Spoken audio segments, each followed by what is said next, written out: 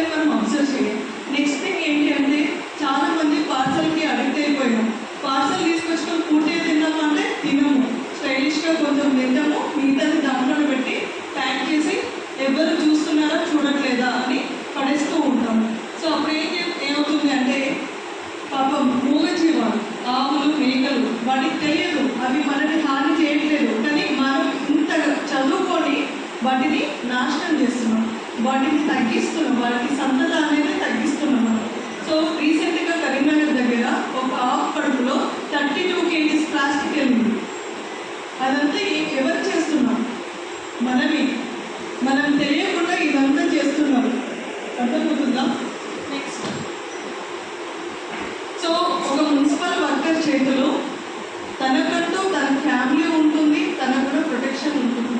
తనని రక్షించుకోవాల్సిన బాధ్యత మనందరి పైన ఉంది.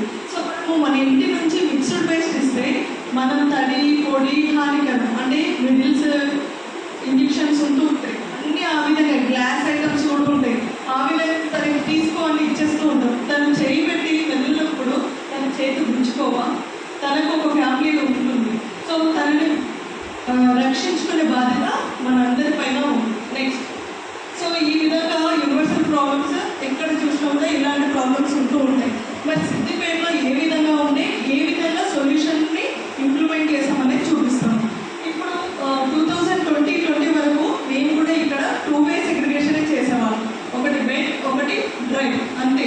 సో మేము ఎప్పుడైతే మాకు ఈ ఆలోచన వచ్చిందో అప్పుడు మేము చెత్త ఎక్కడికి వెళ్తుందని అప్పుడు చూడడం జరిగింది. నేను ఇంటెక్ చదువుకున్నా కూడా నాకు తెలియదు ఎక్కడికి వెళ్తుంది, చెత్త ఏమవుతుంది అనేది కూడా తెలియదు. సో ముసాఫర్కి వెళ్ళి చూసినప్పుడు అక్కడ మంట, ఎవరైనా కావాల్సుకొని మంట పెట్టారంటే కాదు, దానంతలానే మంట రగిలిపోతూ ఉంది.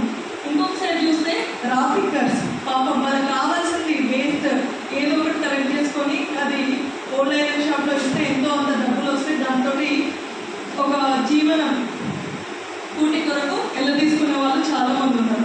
ఇంకో సైడ్ చూస్తే తెల్లవారు వ్యక్తులు ఎవరో వచ్చి మిక్స్డ్ వేస్ట్ అంతా డబ్బు వేస్తున్నారు. ఇంకో సైడ్ చూస్తే ఫైర్ ఇంజన్స్. సో మేమున్న 40 నిమిషాల్లో 11 ఫైర్ ఇంజన్స్ వచ్చినాయి, అయినా మంట ఆర్పడం సాధ్యం కాని పని. ఎంత మంట ఆర్పినా కూడా మళ్ళీ స్టార్ట్ అవుతుంది. ఎందుకు?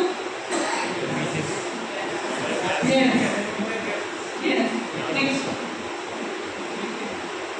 సో దీన్ని ఏ విధంగా సొల్యూషన్స్ ఇంప్లిమెంట్ చేసామంటే వేస్ట్ వచ్చేసి 100%.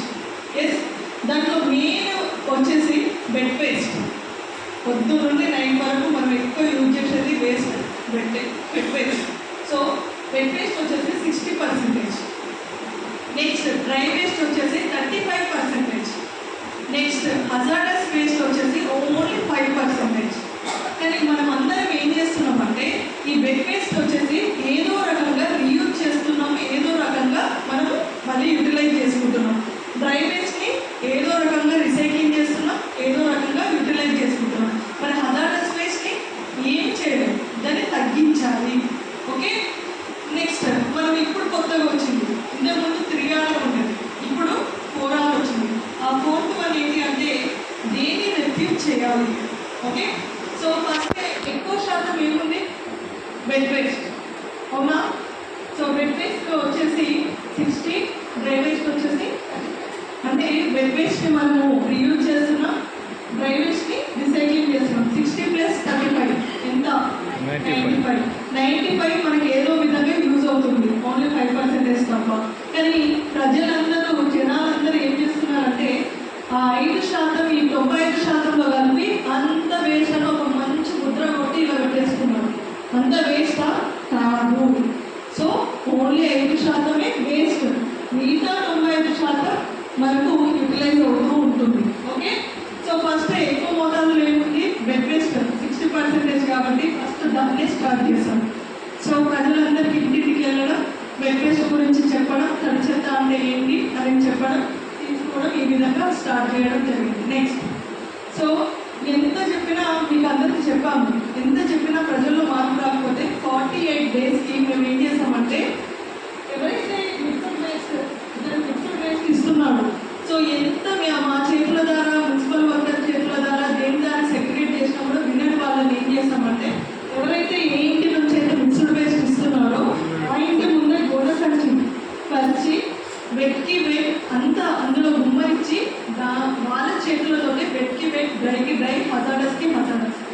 దానికి సెగ్రిగేట్ చేయించేవాళ్ళు. నెక్స్ట్, సో సిద్దిపేట మున్సిపాలిటీలో 43 వార్డ్స్కి 43 మున్సిపల్ వెహికల్స్ ఉన్నాయి. డైలీ మార్నింగ్ 5:30కి అనౌన్స్మెంట్ చేసుకుంటూ వస్తూ ఉంటాయి. ఓకే, నెక్స్ట్, సో చెప్పాము ఆల్రెడీ, చెత్త ఒక రోజు 3 రకాలు ఇవ్వాలంటే కష్టం. సో దాన్ని మనము చేయలేము, సొల్యూషన్ ఇంప్లిమెంట్ చేయలేము, ప్రజలు కూడా విసుకుంటారు. సో దాన్ని మేము వారంలో 4 రోజులు తడి హానిక, వారంలో 2 రోజులు పొడి చెత్త మాత్రమే సేకరించడం జరిగింది. Next, so minister Harish Rao sir, తను అప్పుడు అంత బిజీ షెడ్యూల్లో ఉండి కూడా తను ఇప్పటికీ ఎలాంటి సభ పెట్టినా కూడా పర్యావరణం గురించి ఖచ్చితంగా మాట్లాడుతూ ఉంటారు. సో ప్రజలందరికీ తడి చెత్త పొడి చెత్త ఇవ్వాలా సార్, ఇట్లా అన్నా కూడా ఇవ్వాలి అమ్మ, చెత్త వల్ల ఇలా రోగాలు వస్తున్నాయి ఇలా అని ప్రజలకి మంచిగా ఈజీ మెథడ్లో చెప్పేవారు. నెక్స్ట్, సో నెక్స్ట్ ఏంటి అంటే హోమ్ కంపోస్ట్. మన ఇంట్లో వచ్చిన తడి చెత్త మనమే ఏ విధంగా కంపోస్ట్ తయారు చేసుకోవాలనేది నేర్పించడం జరిగింది. నెక్స్ట్, ఇది వార్డ్ లెవెల్ కంపోస్టర్. ఇది లింగారెడ్డిపల్లి ఫస్ట్ వార్డులో లింగారెడ్డిపల్లిలో ఈ విధంగా ఏమి పెట్టకుండా జస్ట్ విండో మెథడ్ ద్వారా ప్రాసెస్ చేయడం జరుగుతుంది. అక్కడ చుట్టూరుగా గ్రామాలు ఉన్నాయి. సో వాళ్ళ రైతులు చాలా మంది తీసుకొని వెళ్ళిపోతూ ఉంటారు, డిమాండ్ ఎక్కువ ఉంటుంది. Next, so DRCC. ఈ డిఆర్సిసి ఏంటంటే మంగళవారం శుక్రవారం ఇంటింటి నుంచి వచ్చిన పొడి చెత్త మొత్తం ఇక్కడికి తీసుకెళ్ళడం జరుగుతుంది. అక్కడ దానికి సెగ్రిగేట్ చేస్తూ ఉంటాము. సో మున్సిపల్ వర్కర్లే దానికి సెగ్రిగేట్ చేసి డిఆర్సిసి వాళ్ళకి ఇస్తూ ఉంటాము. అయినా డిఆర్సిసి వాళ్ళు అక్కడ అట్ట పేపర్ అంతా ఒక బంటాగా రాగానే వెయిలింగ్ మిషన్ ద్వారా దాన్ని మొత్తం ప్యాక్ చేసి పేపర్ ఇండస్ట్రీస్కి పంపించడం జరుగుతుంది. మళ్ళీ ఏదో ఒక రూపంలో ఆఫీస్ అయితే మన దగ్గరికి రావడం జరుగుతుంది. నెక్స్ట్, సో ఇది స్టీల్ బ్యాంక్. మనమందరము తెలుసు, ఒకప్పుడు ఎంకట సాంప్రదాయంలో అరిటాకులు మోర్కాకులు తినేవాళ్ళం. కానీ ఇప్పుడు మెల్లమెల్లగా స్టీల్ ప్లేట్ వచ్చింది, తర్వాత ప్లాస్టిక్ ప్లేట్ రావడం జరిగింది. సో చాలా మంది పాపం పిల్లలందరూ మాట్లాడుతూ ఉంటాం కదా, ఇది పేపర్ ప్లేట్ అని చెప్తూ ఉంటారు, కానీ రియల్గా పేపర్ ప్లేట్ కాదు. నెక్స్ట్ ఏంటి అంటే దీనివల్ల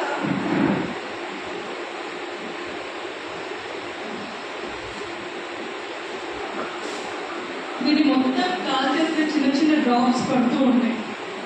సో ఈ పేపర్ ప్లేట్ అని మనం భ్రమలో పడుతున్నాం, కానీ దయచేసి దీంట్లో తినకండి. దేశవ్యాప్తంగా 32% క్యాన్సర్ పేషెంట్స్ ఆల్రెడీ ఉన్నారు.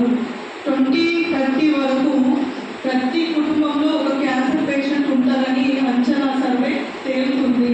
దయచేసి ఎందుకు ఈ క్యాన్సర్ ఇట్లాంటి రోగాలు మనం ఎందుకు మన దగ్గరికి వస్తున్నాయంటే మనం నిత్యంలో తీసుకునే అలవాట్లు ఇట్లాంటి పొరపాట్లు చేస్తున్నాం కాబట్టే వస్తున్నాయి. సో ఇలా వేడి అన్నం పప్పు సాంబార్ వేసుకుంటే బకెట్ వాటర్లో ఒక ఆయిల్ డ్రాప్ వేస్తే పైన ఎట్లా తేలుతుందో దాంట్లో కూడా తేలిపోతుంది. కానీ మనం చూడం, మనం టైం అవుతుంది, మన ఇంటి షెడ్యూల్లో గబగబ తినేస్తూ ఉంటాం, వెళ్ళిపోతూ ఉంటాం. కానీ అది చిన్నగా క్యాన్సర్కి కారకం అవుతూ ఉంటుంది. సో దయచేసి ప్లీజ్, మన అమ్మ వాళ్ళు మన కొరకు ఎంతో మంది ఫాస్టింగ్లో ఉంటూ ఉంటారు. సో వాళ్ళందరికీ మీరు ఇవ్వాల్సిన గిఫ్ట్ ఏంటి అంటే మన ఇంట్లో ఉన్న స్టీల్ ప్లేట్కి ఒక పొద్దు ప్లేట్ అని రాసి ఇవ్వండి. ఈ మన అమ్మ వాళ్ళు పొద్దు నుంచి ఏం తినకుండా కిరాణా షాప్కి వెళ్ళి 4 రూపాయలు 5 రూపాయలు పెట్టి ఇది శుద్ధమైన ప్లేట్ అని దానిపైన పెట్టేసుకొని తింటూ ఉంటారు. మార్నింగ్ నుంచి ఫాస్టింగ్లో ఉండి డైరెక్ట్ ఇది వేస్తే చాలా డేంజరస్. దయచేసి please avoid the paper plastic plates. Okay, next, so ఇది శానిటరీ ప్యాడ్స్. సో అన్నిటికీ ఆల్టర్నేట్ చూపెట్టినాకనే ప్రజల దగ్గరికి పోయి వినకపోతే మారకపోతేనే పెనాల్టీ వేయడం జరుగుతుంది. సిద్దిపేటలో ఆల్టర్నేటివ్స్ అన్నీ ఇచ్చాము. సో దీనికి ఆల్టర్నేటివ్ ఏంటి అంటే ఇచ్చాము స్టీల్ బ్యాగ్. ఇంకా దీనికి కూడా శానిటరీ ప్యాడ్స్ ప్లాస్టిక్ పెట్టి. సో దానివల్ల ఎంత కెమికల్ మొత్తం టోటల్గా మీకు దానికి సెషన్ మనం ఇక్కడ చూడగలచ్చు. సో ఒక స్త్రీ దాదాపు ఎన్ని ఇయర్స్ శానిటరీ ప్యాడ్స్ని యూజ్ చేస్తుంది, దానివల్ల కలిగే నష్టాలు ఏంటి, అవన్నీ టోటల్గా ఒక సెషన్ ఇమిడి ఇవ్వడం జరుగుతుంది అనమాట. దాని గురించి సపరేట్గా. సో దయచేసి మనందరము మన అక్క చెల్లెలకు అందరికీ ఎవరైనా కానీ ఖచ్చితంగా తెలియజేయండి. Menstrual cup is the best product. Okay, next. Okay, this is somebody concept. So మీరు ఎంతో కొంత ఇక్కడ అవగాహన వచ్చిందని తెలియజేసుకోవాలనుకుంటున్నాను. సో ధన్యవాదాలు. నెక్స్ట్ మీరు లంచ్